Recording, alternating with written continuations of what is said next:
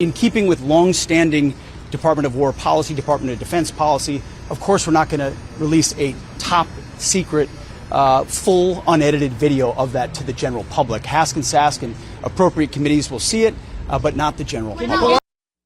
Senate Republicans are breaking with Defense Secretary Pete Hegseth over his decision not to release video of a follow-up strike on a suspected drug boat off the coast of Venezuela in September.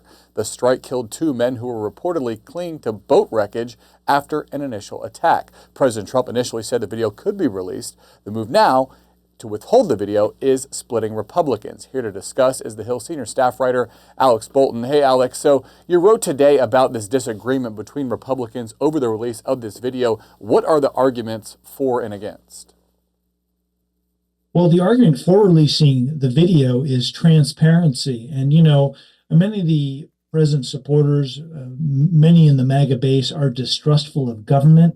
Generally, we've seen that certainly with the fight between Trump's base and the Department of Justice over releasing the Epstein files. And this is another thing where you have a number of Republicans, whether it's John Cornyn, Republican from Texas, or it's Josh Hawley, Republican from Missouri, or Tom Tillis, Republican from North Carolina. They're arguing that this video of the September 2nd second strike, follow-up strike on the initial survivors of a Venezuelan boat should be made available to the public, certainly to more members of Congress, just so that there's more transparency and so people can see what happened. I mean, Hawley, who is a Trump ally, he argues that he thinks the video could exonerate the president. He hadn't seen it himself, but there are Republicans, for example, Eric Schmidt of Missouri, who say that the video doesn't show anything that would be harmful to the president or to the Secretary of Defense, Secretary of War, Pete Hegseth. So there's some Republicans who want to get it out, and just generally speaking, they feel that there needs to be transparency. They felt that President Trump ran on the argument that he would drain the swamp, and being straight with the American people is part of that.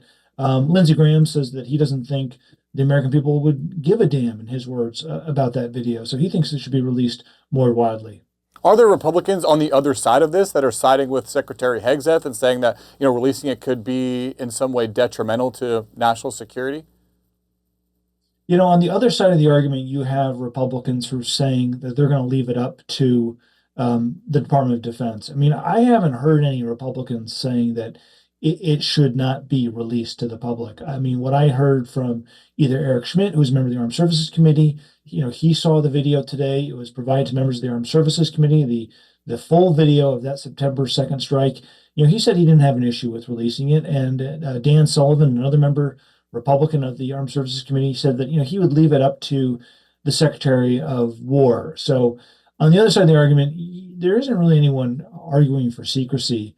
But they're saying that, look, it's up to the experts, it's up to the military chain of command to decide whether this, there's classified or sensitive information. It's not really apparent as to what classified information or sensitive information would be revealed in this video. I mean, we've seen other videos similar to it. Missile strikes, blowing up boats. I mean, those have been on even President Trump's social media feed. So it's hard to see what information is being disclosed here, since so much of the video has already been released, as you're showing just now. Yes, Senate Armed Services Committee Chair Roger Wicker had promised a thorough investigation into these strikes.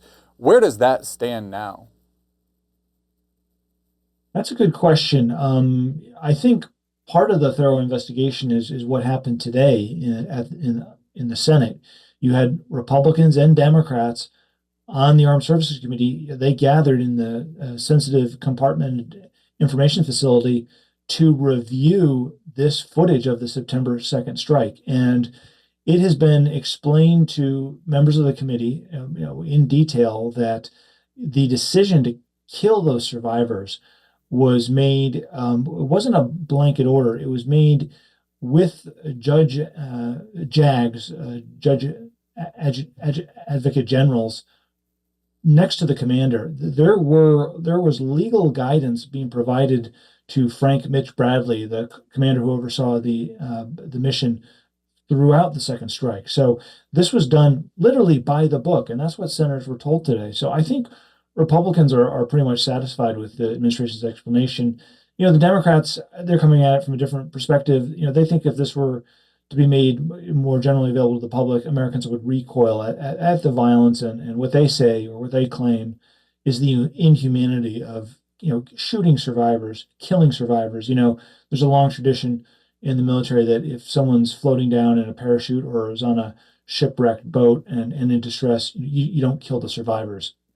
Is that to say there is not going to be public hearings where maybe members of the administration or the military would be brought in front of Congress in a public setting to answer for the TikTok of how these decisions may have been made? Jack Reed is the senior Democrat on the Armed Services Committee, and I asked him whether Hegseth would testify on this, and he said that sooner or later he will. I mean, Hegseth will come before the Appropriations Committee, before the Senate Armed Services Committee. Won't be this year; it'll be sometime next year. But he will appear to make his budget request and as part of routine congressional oversight, and he will be asked about it at that time. I don't anticipate a special hearing on this issue. Republicans feel that would be a political circus, and that's not what they want to do.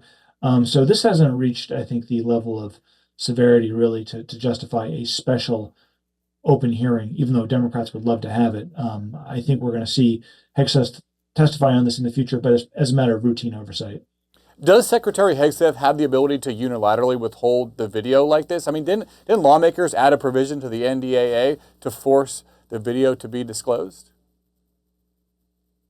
That's right, and he is facing a cut to his travel budget if he doesn't make this video available. So, I mean that is something that is actually worth asking people about today as to where this goes from here and whether that'll put pressure on him to release the video. But as you played that clip, I mean he's pretty adamant that this is as he calls it, a top secret video, and that he's not gonna release it. So, let's keep in mind here that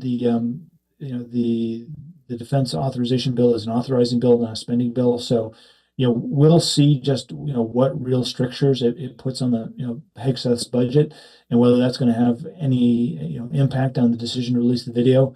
It may still come out, and I think that is just those are good questions to explore. Yeah, you talk about it, might not still come out. This, I don't know if you have a reaction to this, but this seems like something that could end up being leaked to the media.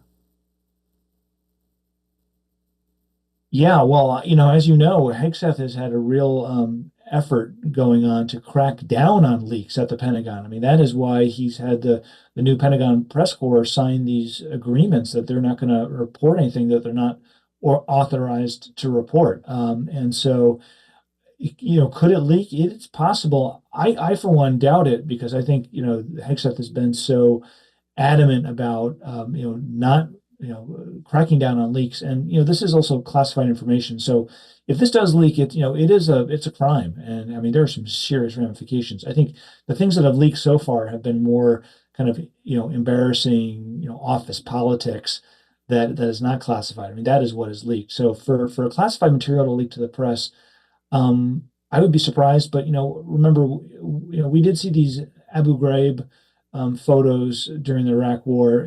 Those became public. Those leaked out. Is it possible that this does as well? Perhaps as we get closer to the election, but I would not anticipate it anytime soon. I want to ask you about Trump administration policy toward Latin America more broadly. President Trump has announced this blockade on sanctioned oil tankers arriving from and leaving Venezuela, arriving to and leaving from Venezuela. The Trump administration continues to apply pressure on Nicolas Maduro, who runs the country. How do rank and file Republicans feel about this aggression? Is there any hesitation that this doesn't, comport with an America first foreign policy?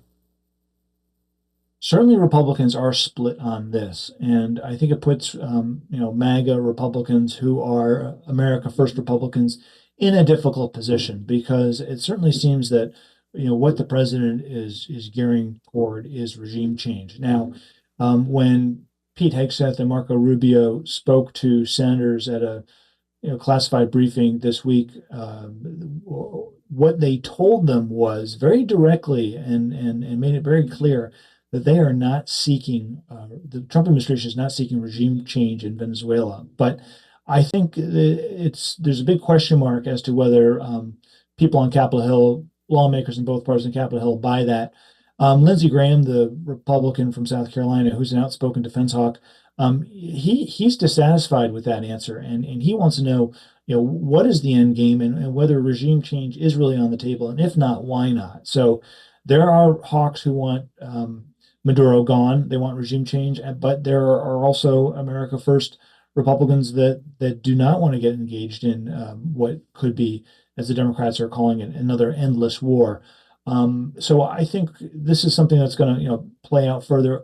But more broadly speaking, does the United States have really the capability to affect regime change in Venezuela? I think what they're trying to do is put political pressure on Maduro by cutting off his source of funds, and that's why this blockade against oil tankers coming out of Venezuela that are breaking sanctions in some cases, I think is how the administration is going to try to put political pressure on Maduro rather than bombing Venezuela, the land itself, or even putting boots on the ground.